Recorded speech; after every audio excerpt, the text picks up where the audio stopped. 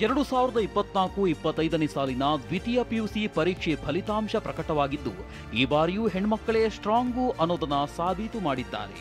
PUC ಫಲಿತಾಂಶದಲ್ಲಿ ಅತಿ ಹೆಚ್ಚು ವಿದ್ಯಾರ್ಥಿಗಳು ಉತ್ತೀರ್ಣವಾಗುವ ಮೂಲಕ ಉಡುಪಿ ಪ್ರಥಮ ಸ್ಥಾನಕ್ಕೇರಿದೆ. ದಕ್ಷಿಣ ಕನ್ನಡ 2ನೇ ಸ್ಥಾನದಲ್ಲಿದ್ದು, ಬೆಂಗಳೂರು ದಕ್ಷಿಣ 3ನೇ ಸ್ಥಾನದಲ್ಲಿದೆ. ಕೊನೆಯ ಸ್ಥಾನದಲ್ಲಿ ಯಾದಗಿರಿ ಇದೆ. ಪರೀಕ್ಷೆಗೆ ಒಟ್ಟು 6,37,805 ವಿದ್ಯಾರ್ಥಿಗಳು ಹಾಜರಾಗಿದ್ದರು. ಈ ಪೈಕಿ 4,68,439 ವಿದ್ಯಾರ್ಥಿಗಳು ಅಂದರೆ 73.45% ವಿದ್ಯಾರ್ಥಿಗಳು ಉತ್ತೀರ್ಣರಾಗಿದ್ದಾರೆ. ಇನ್ನು ಈ ಬಾರಿಯೂ ಪರೀಕ್ಷೆ ಫಲಿತಾಂಶದಲ್ಲಿ ಬಾಲಕಿಯರೇ ಮೇಲುಗೈ ಸಾಧಿಸಿದ್ದಾರೆ.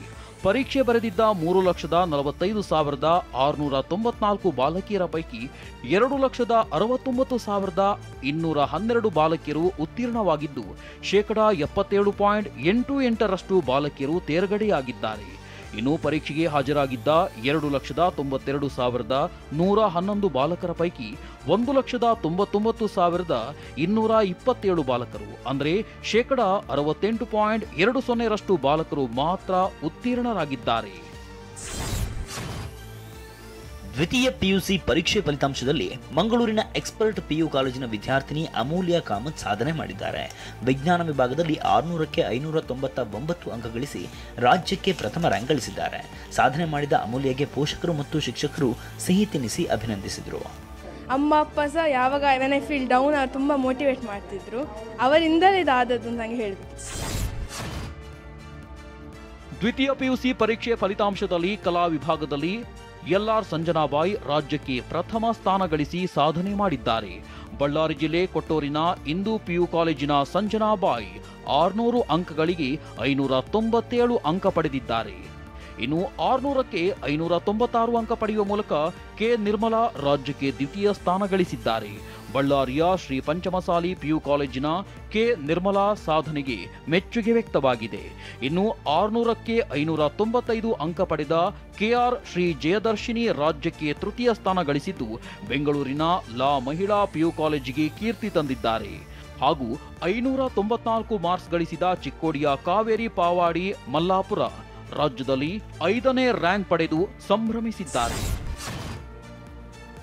ರೇಣುಕಾಸ್ವಾಮಿ ಕೊಲೆ ಪ್ರಕರಣದ A1 ಆರೋಪಿ ಪವಿತ್ರ ಗೌಡ ಸೇರಿ ಎಲ್ಲ ಆರೋಪಿಗಳು ಕೋರ್ಟ್ಗೆ ಹಾಜರಾಗಿದ್ರು. ಆದರೆ A2 ಆರೋಪಿ ದರ್ಶನ್ ಗೈರಾಗಿದ್ದಾರೆ.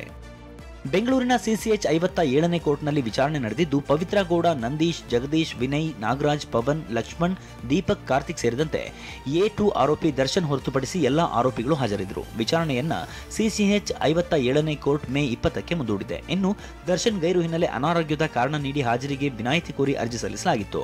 ಇದಕ್ಕೆ ಗರಂ ಆದ ನ್ಯಾಯಾಲಯ ವಿಚಾರಣೆ ಇದ್ದ ದಿನ ಕೋರ್ಟ್ಗೆ ಹಾಜರಾಗಬೇಕು, ಯಾವುದೇ ಕಾರಣಕ್ಕೂ ಕೋರ್ಟ್ ವಿಚಾರಣೆಗೆ ಗೈರಾಗಬಾರದು, ಮುಂದಿನ ವಿಚಾರಣೆಗೆ ಹಾಜರಾಗಬೇಕೆಂದು ದರ್ಶನ್ ಪರ ವಕೀಲ ಸಾಮಾಜಿಕ ಜಾಲತಾಣದಲ್ಲಿ ಐಪಿಎಲ್ ಬೆಟ್ಟಿಂಗ್ ಪ್ರಮೋಷನ್ ಮಾಡಿದ ರೀಲ್ಸ್ ಸ್ಟಾರ್ಗಳಿಗೆ ಪೊಲೀಸರು ಎಚ್ಚರಿಕೆ ನೀಡಿದ್ದಾರೆ. ಹಣದಾಸೆಗೆ ಬುಕ್ಕಿಗಳು ನೀಡುವ ಮಾಹಿತಿ ಮೇರೆಗೆ ಯಾವ ಟೀಮ್ ಟಾಸ್ ಗೆಲ್ಲುತ್ತೆ, ಯಾವ ಟೀಮ್ ಪಂದ್ಯ ಗೆಲ್ಲುತ್ತೆ, ಯಾವ ಟೀಮ್ ಸೋಲುತ್ತೆ ಎಂದು ಜನಾಭಿಪ್ರಾಯ ಸಂಗ್ರಹಿಸಲು ಇನ್ಸ್ಟಾಗ್ರಾಂನಲ್ಲಿ ಸ್ಟೋರಿ ಹಾಕ್ತಿದ್ರು.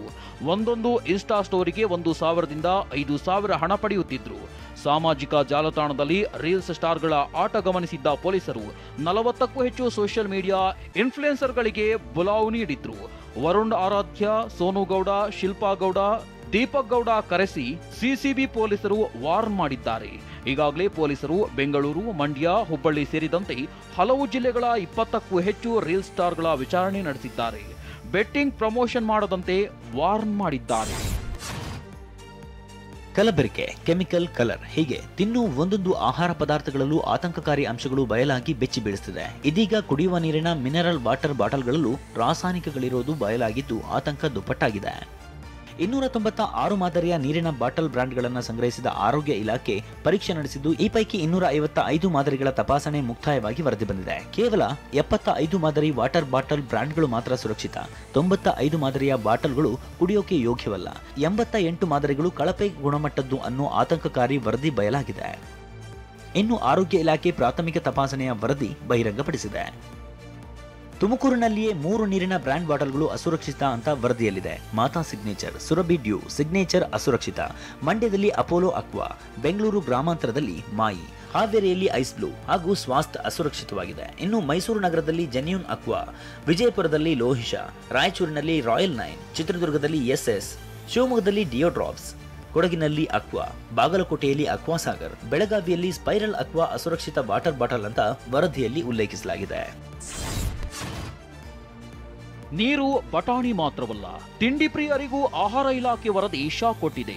ಖೋವಾ, ಜ್ಯೂಸ್, ಐಸ್ ಮಿಕ್ಸ್ಚರ್ಗಳ ಮಾದರಿ ಸಂಗ್ರಹಿಸಿ ಪರೀಕ್ಷೆಗೆ ಒಳಪಡಿಸಲಾಗಿದ್ದು ಬಹುತೇಕ ಬ್ರ್ಯಾಂಡ್ಗಳಲ್ಲಿ ಕಳಪೆ ಅಂಶ ಪತ್ತೆಯಾಗಿದೆ. 43 ಖೋವಾಗಳ ಮಾದರಿ ಸಂಗ್ರಹಿಸಲಾಗಿದ್ದು 9 ಮಾದರಿಗಳ ಪರೀಕ್ಷೆ ಪೂರ್ಣಗೊಂಡಿದೆ. ಇದರಲ್ಲಿ 3 ಮಾದರಿಗಳು ಕಳಪೆ, 6 ಮಾದರಿಗಳು ಸುರಕ್ಷಿತ ಅಂತ ಆಹಾರ ಇಲಾಖೆ ತಿಳಿಸಿದೆ. ಇನ್ನು 231 ಮಾದರಿಯ ಪನ್ನೀರು ಸಂಗ್ರಹಿಸಿ ತಪಾಸಣೆ ನಡೆಸಲಾಗಿದ್ದು 2 ಮಾದರಿಯ ಪನ್ನೀರು ಅಸುರಕ್ಷಿತ, 30 ಮಾದರಿಗಳು ಸುರಕ್ಷಿತ ಎನ್ನಲಾಗಿದೆ. ಉಳಿದ ಮಾದರಿಗಳ ವರದಿ ಪ್ರಗತಿಯಲ್ಲಿದೆ. ಇನ್ನು 198 ಮಾದರಿ ಸಿಹಿ ತಿಂಡಿಗಳ ಪರೀಕ್ಷೆ ನಡೆಯುತ್ತಿದ್ದು ಈ ಪೈಕಿ 81 ಮಾದರಿ ಸುರಕ್ಷಿತ, 2 ಅಸುರಕ್ಷಿತ ಎನ್ನಲಾಗಿದೆ. ಉಳಿದ ತಿನಿಸುಗಳ ತಪಾಸಣೆ ನಡೆದ ಬಳಿಕ ವರದಿ ಬರಲಿದೆ. ಇನ್ನು ಸ್ಥಳೀಯ ಜ್ಯೂಸ್ ಪಾನೀಯಗಳ 46 ಮಾದರಿ, 99 ಐಸ್ ಕ್ಯಾಂಡಿ ಮಾದರಿ, 107 ಐಸ್ ಕ್ರೀಮ್ ಮಾದರಿ ಸಂಗ್ರಹಿಸಿ ಪರೀಕ್ಷೆ ನಡೆಯುತ್ತಿದ್ದು ಕಳಪೆ ಪದಾರ್ಥ ತಯಾರಿಸುವ 92 ಘಟಕಗಳಿಗೆ ನೋಟಿಸ್ ನೀಡಲಾಗಿದೆ. 6 ಘಟಕಗಳಿಗೆ 38,000 ರೂಪಾಯಿ ದಂಡ ವಿಧಿಸಲಾಗಿದೆ. ನಕಲಿ ಚಿನ್ನ ಅಡವಿಟ್ಟು ಬರೋಬ್ಬರಿ 62 ಕೋಟಿ ರೂಪಾಯಿಯಷ್ಟು ಸಾಲ ನೀಡಿದ್ದ ಪ್ರಕರಣದಲ್ಲಿ ಇಡಿ ತನಿಖೆ ತೀವ್ರಗೊಳಿಸಿದೆ. ಶಿವಮೊಗ್ಗದಲ್ಲಿ 8ಕ್ಕೂ ಹೆಚ್ಚು ಕಡೆ ಏಕಕಾಲದಲ್ಲಿ ಇಡಿ ಅಧಿಕಾರಿಗಳು ದಾಳಿ ನಡೆಸಿದ್ದಾರೆ. 2014ರ ಜೂನ್ನಲ್ಲಿ ಡಿಸಿಸಿ ಬ್ಯಾಂಕ್ ಶಾಖೆಯಲ್ಲಿ ನಡೆದಿದ್ದ ಹಗರಣದ ಬೆನ್ನತ್ತಿರೋ ಅಧಿಕಾರಿಗಳು ಅಂದಿನ ಡಿಸಿಸಿ ಬ್ಯಾಂಕ್ ಮ್ಯಾನೇಜರ್ ಶೋಭಾ ಮನೆ ಮೇಲೆ ದಾಳಿ ನಡೆಸಿ ಜಾಲಾಡಿದ್ದಾರೆ. ಬ್ಯಾಂಕ್ ಮಾಜಿ ಚಾಲಕ ಶಿವಕುಮಾರ್, ಹಾಲಿ ಜನರಲ್ ಮ್ಯಾನೇಜರ್ ನಾಗಭೂಷಣ್, ಭದ್ರಾವತಿ ಜೆಡಿ ಕಟ್ಟೆಯ ನಿವೃತ್ತ ನೌಕರ ಶ್ರೀನಿವಾಸ್ ಮನೆಗಳ ಮೇಲೂ ದಾಳಿ ನಡೆಸಿ ಪರಿಶೀಲಿಸಲಾಗಿದೆ. ಬೆಲೆ ಏರಿಕೆ ಖಂಡಿಸಿ ರಾಜ್ಯ ಸರ್ಕಾರದ ವಿರುದ್ಧ ಬಿಜೆಪಿ ನಡೆಸುತ್ತಿರುವ ಜನಾಕ್ರೋಶ ಯಾತ್ರೆ 2ನೇ ದಿನ ಮಂಡ್ಯದಲ್ಲಿ ನಡೆದಿದೆ. ವಿಶ್ವೇಶ್ವರಯ್ಯ ಪ್ರತಿಮೆಯಿಂದ ಸಿಲ್ವರ್ ಜುಬಿಲಿ ಪಾರ್ಕ್ ವರೆಗೆ ಬಿಜೆಪಿ ನಾಯಕರು ಮೆರವಣಿಗೆ ನಡೆಸಿದ್ರು. ಯಾತ್ರೆಯಲ್ಲಿ ಕೋಣಕ್ಕೆ ಸಿಎಂ ಸಿದ್ದರಾಮಯ್ಯ ಭಾವಚಿತ್ರ ಹಾಕಿ ಲೇವಡಿ ಮಾಡಿದ್ರು. ಮಾಜಿ ಸಂಸದೆ ಸುಮಲತಾ ಕೂಡ ಜನಾಕ್ರೋಶ ಯಾತ್ರೆಯಲ್ಲಿ ಹೆಜ್ಜೆ ಹಾಕಿದ್ರು. ಏನು ಬಿಜೆಪಿಯ ಜನಾಕ್ರೋಶ ಯಾತ್ರೆಗೆ ಕಾಂಗ್ರೆಸ್ ಕೌಂಟರ್ ಕೊಟ್ಟಿದೆ. ಕೇಂದ್ರ ಸರ್ಕಾರದಿಂದ ಸಿಲಿಂಡರ್ ಬೆಲೆ 50 ರೂಪಾಯಿ ಏರಿಕೆ, ಪೆಟ್ರೋಲ್ ಡೀಸೆಲ್ ಸುಂಕ ಏರಿಕೆ ಖಂಡಿಸಿ ಮಹಿಳಾ ಕಾಂಗ್ರೆಸ್ ಮತ್ತು ಯುವ ಕಾಂಗ್ರೆಸ್ ಬೆಂಗಳೂರಿನ ಕೆಪಿಸಿಸಿ ಕಚೇರಿ ಮತ್ತು ಫ್ರೀಡಂ ಪಾರ್ಕ್ನಲ್ಲಿ ಪ್ರತಿಭಟನೆ ನಡೆಸಿವೆ. ತಲೆ ಮೇಲೆ ಎಲ್ಪಿಜಿ ಸಿಲಿಂಡರ್ ಹೊತ್ತು ಸಾಗಿ ಎತ್ತಿನ ಗಾಡಿ ಓಡಿಸಿ ಬಿಜೆಪಿ ವಿರುದ್ಧ ಕಾಂಗ್ರೆಸ್ ಕಾರ್ಯಕರ್ತರು ಧಿಕ್ಕಾರ ಕೂಗಿದ್ದಾರೆ. ಮುಸ್ಕಾನ್ ರಸ್ತೋಗಿ ತನ್ನ ಪ್ರಿಯಕರ ಸಾಹಿಲ್ ಜೊತೆ ಸೇರಿ ಮರ್ಚೆಂಟ್ ನೇವಿಯಲ್ಲಿ ಅಧಿಕಾರಿಯಾಗಿದ್ದ ಗಂಡ ಸೌರಭ್ನನ್ನ ಕೊಲೆಗೈದ ಮುಸ್ಕಾನ್ ಕೊಲೆ ಬಳಿಕ ಗಂಡನ ಶವವನ್ನು 15 ತುಂಡು ಮಾಡಿ ಡ್ರಮ್ನಲ್ಲಿ ಇಟ್ಟು ಸಿಮೆಂಟ್ ತುಂಬಿದ್ದ ಕ್ರೂರಿ ಮುಸ್ಕಾನ್ ರಸ್ತೋಗಿ ಇದೀಗ ಗರ್ಭಿಣಿಯಾಗಿದ್ದಾಳೆ. ಸೋಮವಾರ ಜಿಲ್ಲಾ ಆಸ್ಪತ್ರೆಯ ವೈದ್ಯರು ಜೈಲಿಗೆ ತೆರಳಿ ಕೈದಿಗಳ ತಪಾಸಣೆ ನಡೆಸುವ ವೇಳೆ ಮುಸ್ಕಾನ್ ಗರ್ಭಿಣಿಯಾಗಿರುವುದು ಪತ್ತೆಯಾಗಿದೆ. ಈಕೆ ಹೆಸರು ಛಾಯಾ ಶರ್ಮಾ. ಸ್ವಿಗ್ಗಿಯಲ್ಲಿ ಗ್ರೇಟರ್ ನೋಯ್ಡಾದ ಲಕ್ನೋವಿ ಕಬಾಬ್ ಪರಾಠ ರೆಸ್ಟೋರೆಂಟ್ನಿಂದ ವೆಜ್ ಬಿರಿಯಾನಿ ಆರ್ಡರ್ ಮಾಡಿದ್ಲು. ಇಂಟ್ರೆಸ್ಟಿಂಗ್ ಅಂದ್ರೆ ಡೆಲಿವರಿ ಆಗಿದ್ದು ನಾನ್ ವೆಜ್ ಬಿರಿಯಾನಿ. ಇದರಿಂದ ಸಿಟ್ಟಾಗಿರೋ ಛಾಯಾ ನಾನ್ ವೆಜ್ ಬಿರಿಯಾನಿಯ ವಿಡಿಯೋ ಮಾಡಿ ಇನ್ಸ್ಟಾಗ್ರಾಂನಲ್ಲಿ ಪೋಸ್ಟ್ ಮಾಡಿದ್ದಾರೆ. ಉದ್ದೇಶಪೂರ್ವಕವಾಗಿ ನಾನ್ ವೆಜ್ ಬಿರಿಯಾನಿ ಡೆಲಿವರಿ ಮಾಡಿದ್ದಾರೆ ಅಂತ ಆರೋಪಿಸಿದ್ದಾರೆ. और मैंने इसमें से 1-2 बाइट खा भी लिया। मैं एकदम प्योर वेजिटेरियन लड़की हूँ और नवरात्रों में इन लोगों ने ये नॉनवेज बिरयानी भेजी। ಗುಜರಾತ್ನ ಅಹಮದಾಬಾದ್ನಲ್ಲಿ 2 ದಿನಗಳ ಎಐಸಿಸಿ ಸಭೆ ಆಯೋಜಿಸಲಾಗಿದೆ. ಎಐಸಿಸಿ ಅಧ್ಯಕ್ಷ ಮಲ್ಲಿಕಾರ್ಜುನ ಖರ್ಗೆ ನೇತೃತ್ವದಲ್ಲಿ ಮಂಗಳವಾರ ಮೊದಲ ದಿನದ ಸಭೆ ನಡೆದಿದೆ. ಈ ಸಭೆಯಲ್ಲಿ ಕಾಂಗ್ರೆಸ್ ಪ್ರಮುಖ ನಾಯಕರನ್ನುದ್ದೇಶಿಸಿ ಮಾತನಾಡಿದ ರಾಹುಲ್ ಗಾಂಧಿ, ನಾವು ಮುಸ್ಲಿಮರ ಬಗ್ಗೆ ಮಾತನಾಡುತ್ತೇವೆ, ಅದಕ್ಕಾಗಿಯೇ ನಮ್ಮನ್ನ ಹೆಚ್ಚಾಗಿ ಮುಸ್ಲಿಂ ಸಹಾನುಭೂತಿಗಾರರು ಅಂತ ಕರೀತಾರೆ. ಆದ್ರೆ ನಾವು ಇದಕ್ಕೆ ಹೆದರಬೇಕಾಗಿಲ್ಲ, ನಾವು ಸಮಸ್ಯೆಗಳನ್ನ ಪ್ರಸ್ತಾಪಿಸಬೇಕು ಅಂತ ಸಲಹೆ ನೀಡಿದ್ದಾರೆ. ಎಐಸಿಸಿ ಶಾಸನಸಭೆ ಅಂಗೀಕರಿಸಿದ 10 ಮಸೂದೆಗಳ ಬಗ್ಗೆ ನಿರ್ಧಾರ ತೆಗೆದುಕೊಳ್ಳದೆ ಬಾಕಿ ಉಳಿಸಿಕೊಂಡಿರುವ ತಮಿಳುನಾಡು ರಾಜ್ಯಪಾಲರ ನಡೆ ಕಾನೂನು ಬಾಹಿರ ಅಂತ ಸುಪ್ರೀಂ ಕೋರ್ಟ್ ತರಾಟೆಗೆ ತೆಗೆದುಕೊಂಡಿದೆ. ಮಸೂದೆಗಳ ಬಗ್ಗೆ ನಿರ್ಧಾರ ತೆಗೆದುಕೊಳ್ಳಲು ಸಾಂವಿಧಾನಿಕ ಕಾಲಮಿತಿ ನಿಗದಿಪಡಿಸಿದೆ. ಅಂಗೀಕರಿಸಿದ ಮಸೂದೆಗಳಿಗೆ ರಾಜ್ಯಪಾಲರು 3 ತಿಂಗಳ ಒಳಗೆ ಒಪ್ಪಿಗೆ ನೀಡಬೇಕು, ಅಥವಾ ಆ ಮಸೂದೆಗಳನ್ನ ಸದನಕ್ಕೆ ಹಿಂದಿರುಗಿಸಬೇಕು, ಅಥವಾ ರಾಷ್ಟ್ರಪತಿಗಳಿಗೆ ಕಳುಹಿಸಿ ನಿರ್ಧಾರ ತೆಗೆದುಕೊಳ್ಳಬೇಕು. ಆದರೆ ಒಪ್ಪಿಗೆಯನ್ನ ತಡೆ ಹಿಡಿದ ನಂತರ ರಾಜ್ಯಪಾಲರು ರಾಷ್ಟ್ರಪತಿಗಳಿಗಾಗಿ ಮಸೂದೆಗಳನ್ನ ಕಾಯ್ದಿರಿಸಲು ಸಾಧ್ಯವಿಲ್ಲ ಎಂದು ಸುಪ್ರೀಂ ಕೋರ್ಟ್ ಐತಿಹಾಸಿಕ ತೀರ್ಪು ನೀಡಿದೆ. ಉತ್ತರ ಕನ್ನಡ ಜಿಲ್ಲೆ ದಾಂಡೇಲಿಯ ಗಾಂಧಿನಗರದ ಮನೆಯೊಂದರಲ್ಲಿ 500 ನೋಟಿನ 14 ಕೋಟಿ ನಕಲಿ ನೋಟುಗಳು ಪತ್ತೆಯಾಗಿವೆ. ಅರ್ಷದ್ ಖಾನ್ ಎಂಬುವವರ ಮನೆಯಲ್ಲಿ ನಕಲಿ ನೋಟು ಪತ್ತೆಯಾಗಿದ್ದು, ಅರ್ಷದ್ ಕಳೆದ ತಿಂಗಳ ಹಿಂದೆ ಮನೆಗೆ ಬಂದಿದ್ದ ಎನ್ನಲಾಗಿದೆ. ಅನುಮಾನಗೊಂಡ ಸ್ಥಳೀಯರು ಪೊಲೀಸರಿಗೆ ಮಾಹಿತಿ ನೀಡಿದ್ರು. ಪೊಲೀಸರು ಪರಿಶೀಲಿಸಿದಾಗ ನಕಲಿ ಕಂತೆ ನೋಟುಗಳು ಪತ್ತೆಯಾಗಿವೆ. ಭಾರತದ ಸಚಿನ್ ಮೀನಾಗಾಗಿ ಪಾಕ್ ಗಡಿ ದಾಟಿ ಬಂದಿದ್ದ ಸೀಮಾ ಹೈದರ್ ಹೆಣ್ಣು ಮಗುವಿಗೆ ಜನ್ಮ ನೀಡಿದ್ದಳು. ಇದೀಗ ಸೀಮಾ ತನ್ನ ಮಗುವಿಗೆ ಭಾರತಿ ಮೀನಾ ಎಂದು ಹೆಸರಿಟ್ಟಿದ್ದಾಳೆ. ನೋಯ್ಡಾದ ಮನೆಯಲ್ಲಿ ಅದ್ದೂರಿಯಾಗಿ ನಾಮಕರಣ ನೆರವೇರಿದೆ. ಬಾಂಗ್ಲಾದೇಶದಲ್ಲಿ ತಮ್ಮ ಸರ್ಕಾರ ಪತನಗೊಂಡ ಬಳಿಕ ಭಾರತದಲ್ಲಿ ಆಶ್ರಯ ಪಡೆದಿರುವ ಬಾಂಗ್ಲಾದೇಶದ ಮಾಜಿ ಪ್ರಧಾನಿ ಶೇಖ್ ಹಸೀನಾ, ನಾನು ಬಾಂಗ್ಲಾಗೆ ವಾಪಸ್ ಆಗ್ತೀನಿ ಅಂದಿದ್ದಾರೆ. ಅಲ್ಲ ನನ್ನನ್ನ ಬದುಕಿಸಿದ್ದಾನೆ ಅಂದ್ರೆ ಅದಕ್ಕೊಂದು ಕಾರಣ ಇರಬೇಕು.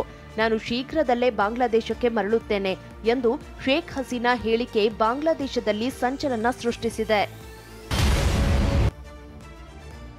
Team India captain Rohit Sharma cricket ಸಾಧನೆಗೆ ಗೌರವಾರ್ಥವಾಗಿ ಮುಂಬೈನ ವಾಂಖೆಡೆ ಮೈದಾನದ ಒಂದು ಸ್ಟ್ಯಾಂಡ್ಗೆ ರೋಹಿತ್ ಶರ್ಮಾ ಹೆಸರಿಡಲು ತೀರ್ಮಾನಿಸಲಾಗಿದೆ. ಇದೇ ವಾಂಖೆಡೆ ಮೈದಾನದಿಂದ ಕ್ರಿಕೆಟ್ ಜೀವನ ಆರಂಭಿಸಿದ ರೋಹಿತ್ ಸಾಧನೆಗೆ ಗೌರವ ನೀಡಲು ಮುಂಬೈ ಕ್ರಿಕೆಟ್ ಅಸೋಸಿಯೇಷನ್ ಈ ತೀರ್ಮಾನ ಮಾಡಿದೆ.